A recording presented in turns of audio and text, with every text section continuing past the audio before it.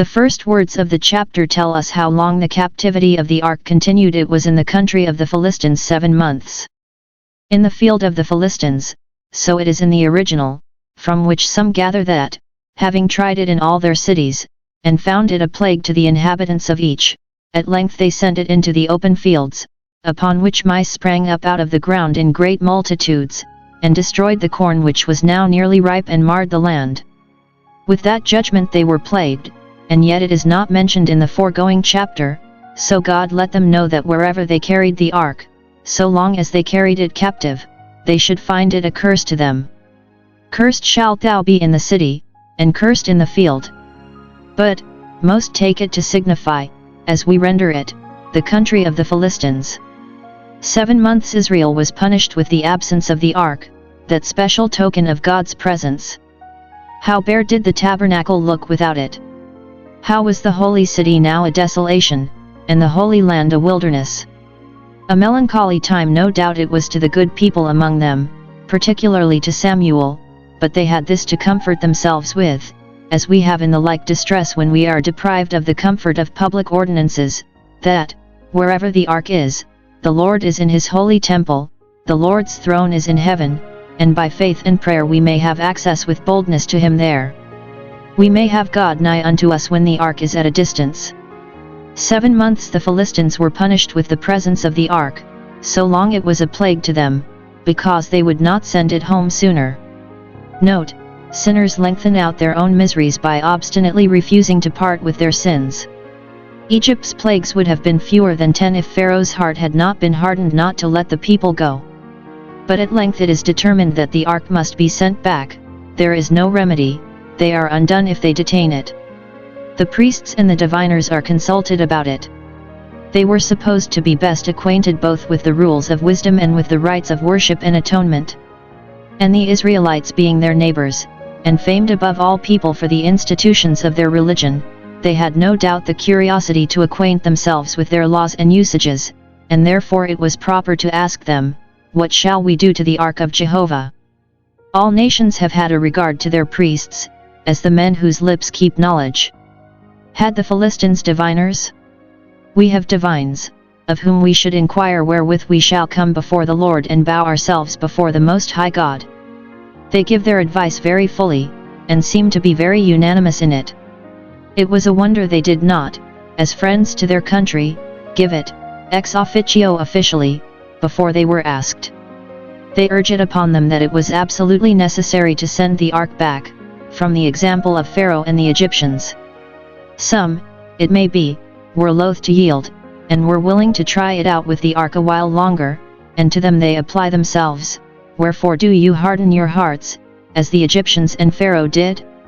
It seems they were well acquainted with the Mosaic history, and could cite precedents out of it. This good use we should make of the remaining records of God's judgments upon obstinate sinners. We should by them be warned not to harden our hearts as they did. It is much cheaper to learn by other people's experience than by our own. The Egyptians were forced at last to let Israel go, therefore let the Philistines yield in time to let the ark go. They advised that, when they sent it back, they should send a trespass offering with it. v. Whatever the gods of other nations were, they knew the God of Israel was a jealous God, and how strict he was in his demands of sin offerings and trespass offerings from his own people, and therefore, since they found how highly he resented the affront of holding his ark captive, those with whom he had such a quarrel must in any wise return him a trespass offering, and they could not expect to be healed upon any other terms. Injured justice demands satisfaction. So far natural light instructed men. But when they began to contrive what that satisfaction should be, they became wretchedly vain in their imaginations. But those who by willful sin have imprisoned the truth in unrighteousness, as the Philistines did the ark, may conclude that there is no making their peace with him whom they have thus injured but by a sin offering, and we know but one that can take away sin. They direct that this trespass offering should be an acknowledgment of the punishment of their iniquity, by which they might take shame to themselves as conquered and yielding, and guilty before God, and might give glory to the God of Israel as their mighty conqueror and most just avenger. They must make images of the emerods, that is, of the swellings and sores with which they had been afflicted, so making the reproach of that shameful disease perpetual by their own act and deed, also images of the mice that had marred the land, owning thereby the almighty power of the God of Israel, who could chastise and humble them, even in the day of their triumph, by such small and despicable animals. These images must be made of gold, the most precious metal, to intimate that they would gladly purchase their peace with the God of Israel at any rate, and would not think it bought too dearly with gold, with much fine gold. The golden emerods must be, in number, 5, according to the number of the lords, who, it is likely, were all afflicted with them, and were content thus to own it. It was advised that the golden mice should be 5 too, but, because the whole country was infested with them, it should seem, upon second thoughts, they sent more of them, according to the number both of the fenced cities and of the country villages. Their priests reminded them that one plague was on them all. They could not blame one another, for they were all guilty, which they were plainly told by being all plagued. Their proposal to offer a trespass offering for their offense was conformable enough to divine revelation at that time, but to send such things as these for trespass offerings was very foreign, and showed them grossly ignorant of the methods of reconciliation appointed by the law of Moses, for there it appears all along that it is blood, and not gold, that makes atonement for the soul. They encourage them to hope that hereby they would take an effectual course to get rid of the plague. You shall be healed. For, it seems, the disease obstinately resisted all the methods of cure their physicians had prescribed. Let them therefore send back the ark, and then, say they, it shall be known to you why his hand is not removed from you, that is, by this it will appear whether it is for your detaining the ark that you are thus plagued, for, if it be, upon your delivering it up the plague will cease. God has sometimes put his people upon making such a trial, whether their reformation would not be their relief. Prove me now herewith, saith the Lord of hosts, yet they speak doubtfully, peradventure he will lighten his hand from off you, as if now they began to think that the judgment might come from God's hand, and yet not be removed immediately upon the restitution of the ark, however that was the likeliest way to obtain mercy. Take away the cause and the effect will cease. 5. Yet they put them in a way to make a further trial whether it was the hand of the God of Israel that had smitten them with these plagues or no. They must, in honor of the ark, put it on a new cart or carriage, to be drawn by 2 milch cows, that had calves daily sucking them, unused to draw, and inclined to home, both for the sake of the crib where they were fed and of the calves they nourished, and, besides, altogether unacquainted with the road that led towards the land of Israel.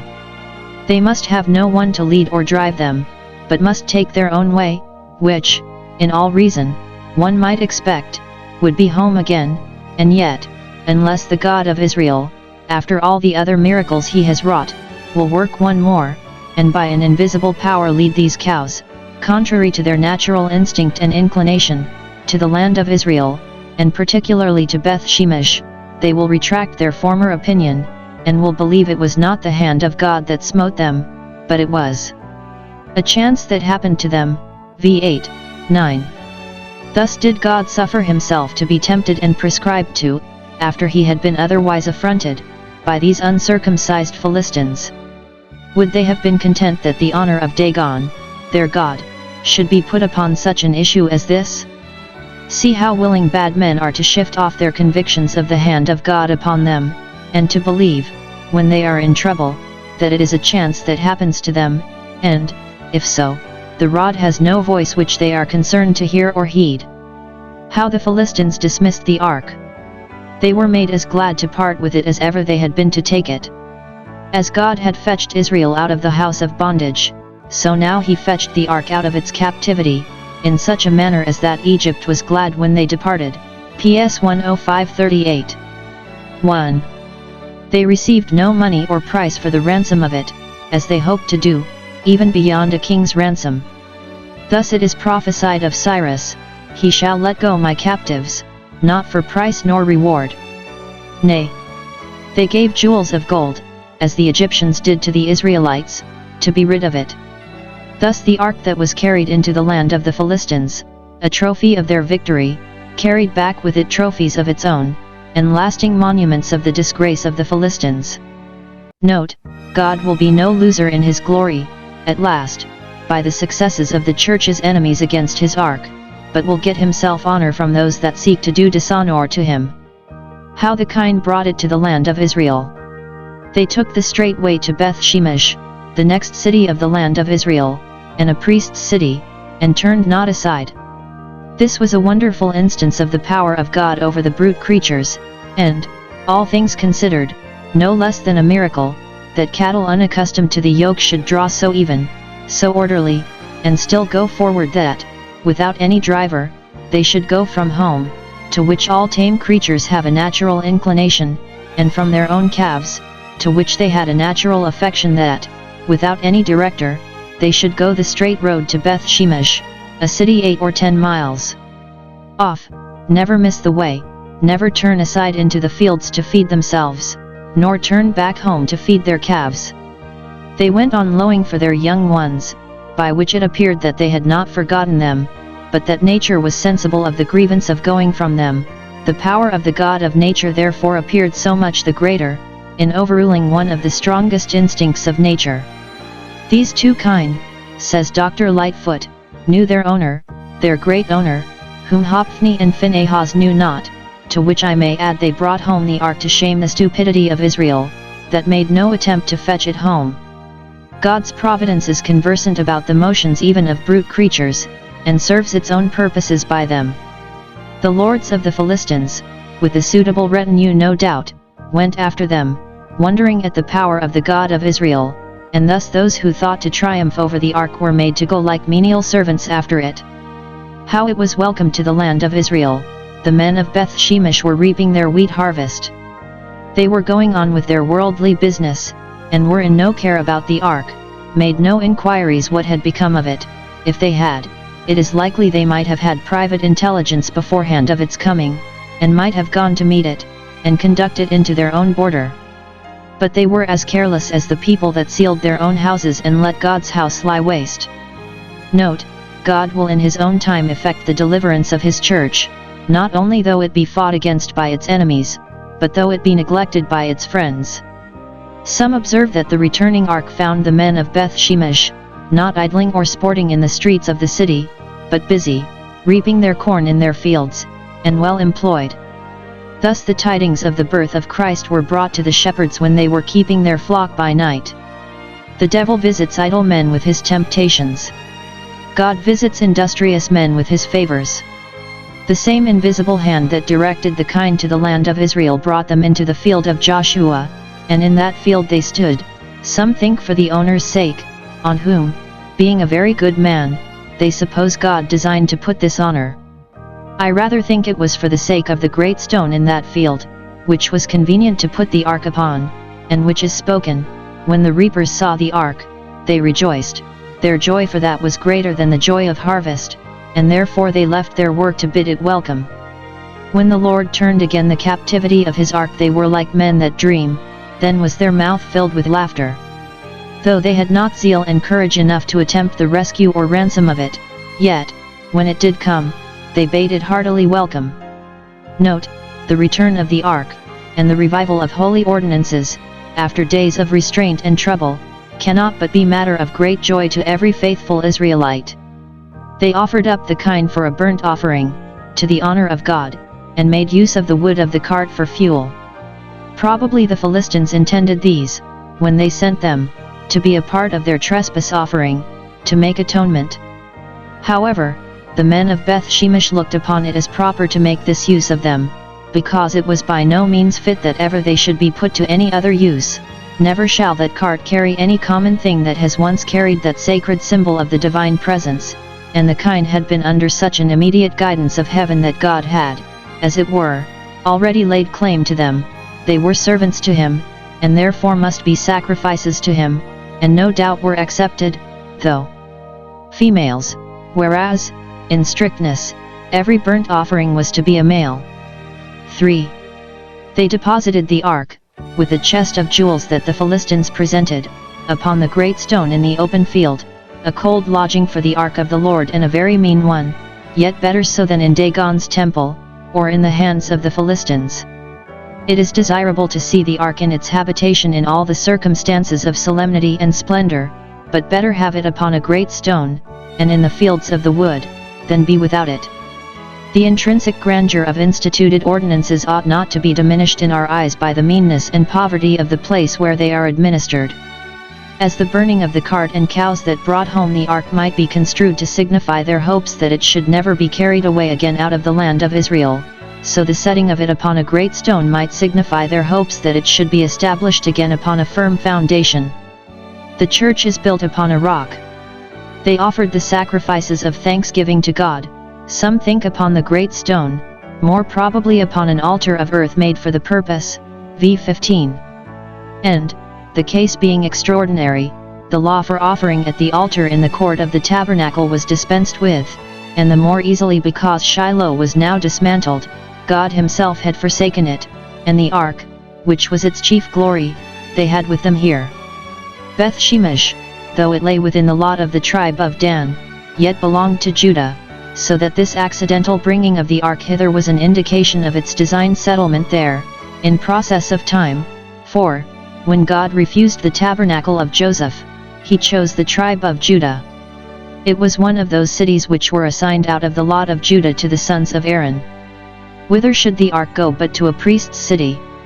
And it was well they had those of that sacred order ready, for though they are here called Levites, yet it should seem they were priests, both to take down the ark and to offer the sacrifices.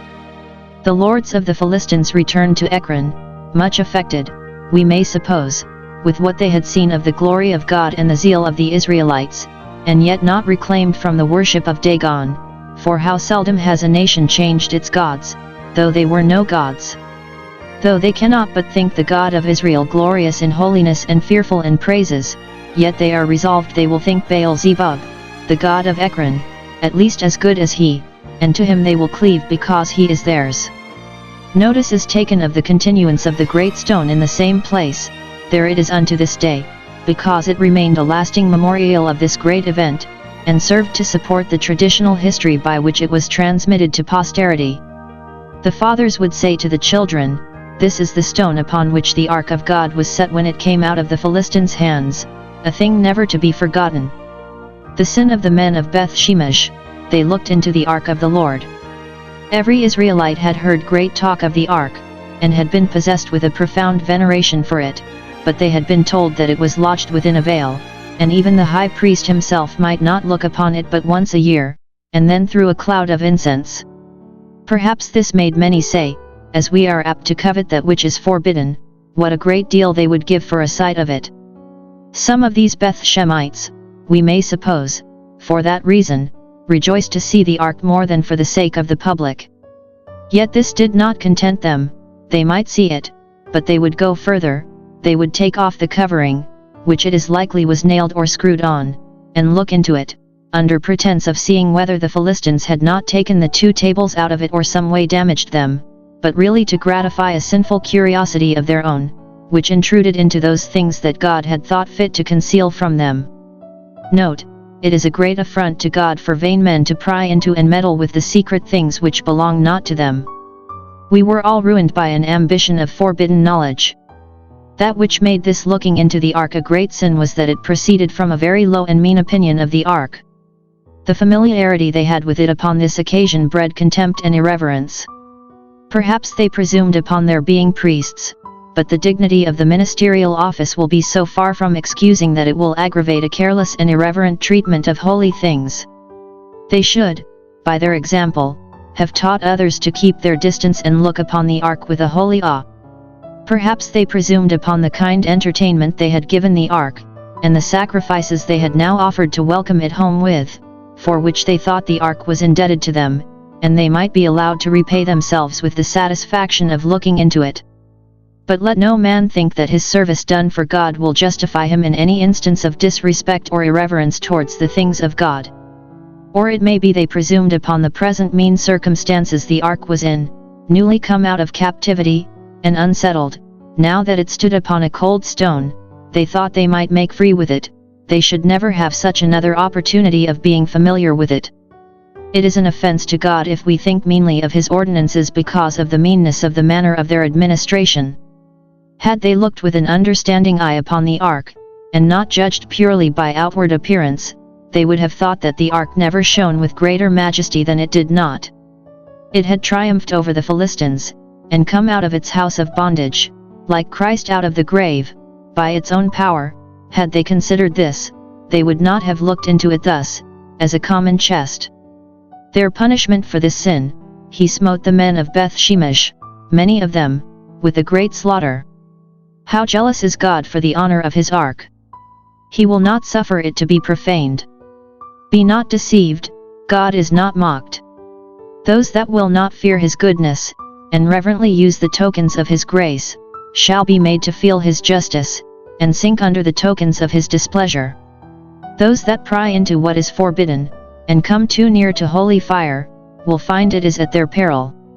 This account of the numbers smitten is expressed in a very unusual manner in the original, which, besides the improbability that there should be so many guilty and so many slain, occasions many learned men to question whether we take the matter aright. In the original it is, he smote in, or among, the people 70 men, 50,000 men. The Syriac and Arabic read it, 5,070 men. The Chaldee reads it, 70 men of the elders, and 50,000 of the common people. 70 men as valuable as 50,000, so some, because they were priests. Some think the 70 men were the Beth Shemites that were slain for looking into the ark, in the land of the Philistines. He smote 70 men, that is, 50 out of 1,000, which was 1 in 20, a half decimation, so some understand it. The Septuagint read it much as we do, he smote 70 men, and 50,000 men. Josephus says only 70 were smitten. The terror that was struck upon the men of Beth Shemesh by this severe stroke. They said, as well they might, who is able to stand before this holy Lord God? Some think this expresses their murmuring against God, as if he had dealt hardly and unjustly with them. Instead of quarreling with themselves and their own sins, they quarreled with God and his judgments, as David was displeased, in a case not much dissimilar. I rather think it intimates their awful and reverent adoration of God, as the Lord God, as a holy Lord God, and as a God before whom none is able to stand. This they infer from that tremendous judgment, who is able to stand before the God of the ark. To stand before God to worship him, blessed be his name, is not impossible. We are through Christ invited, encouraged, and enabled to do it, but to stand before God to contend with him we are not able. Who is able to stand before the throne of his immediate glory, and look full upon it? Who is able to stand before the tribunal of his inflexible justice, and make his part good there? Who is able to stand before the arm of his provoked power, and either resist or bear the strokes of it? Their desire, hereupon, to be rid of the ark. They asked, to whom shall he go up from us? They should rather have asked, how may we make our peace with him, and recover his favor?